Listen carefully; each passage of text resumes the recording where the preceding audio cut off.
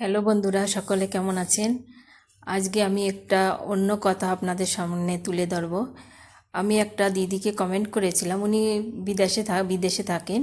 তো উনি একটা ভিডিও করেছে, সেখানে গিয়ে আমি দেখলাম আর এক দিদি উনি বলছেন আপনি বাংলা ঠিকমতো বলতে পারেন না বা কেমন বাংলা বলেন।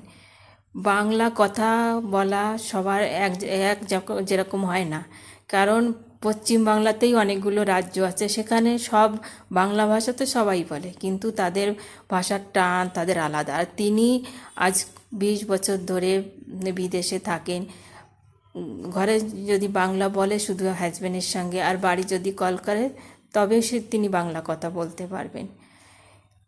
আর ঘরে তো বাইরে ছেলে মেয়েদের সঙ্গে সবসময় ইংলিশেই কথা বলে। তা আজ 20 বছর হয়ে গেছে তিনি বিদেশে থাকেন, তো যথাসম্ভব বাংলা তেমন একটা হয় না, সেই জায়গাটা আমিও বুঝি। তো তাকে এইভাবে বলা উচিত না। বাংলা ভাষাতে কি হয়েছে,